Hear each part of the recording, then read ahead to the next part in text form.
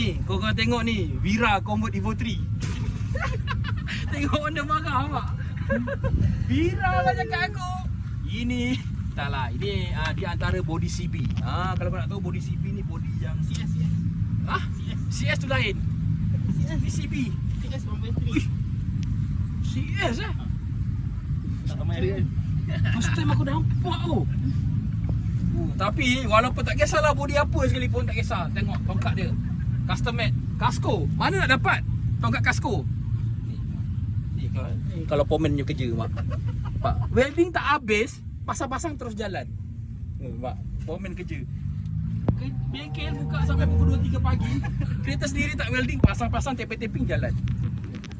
Ni jangan sampai aku buang ni. Buang ke nak ambil? Cerita ni yang pula lawa lah hai. Wih, tapi dia punya intake sama macam kita punya lah. Intake manifold ya. Aduh. Ini yang aku hidu-hidu pun tak lari ni 600 horsepower dah. 600 horsepower. 600 horsepower ada mah? Ya. Ha? Biasa. Kau tanya owner nanti dia kata apa? 230 horsepower. Girap. Kau rasa berapa horsepower ni? Kau rasa berapa horsepower? Tak bawah lu. Macam canggih mainan ni sekarang.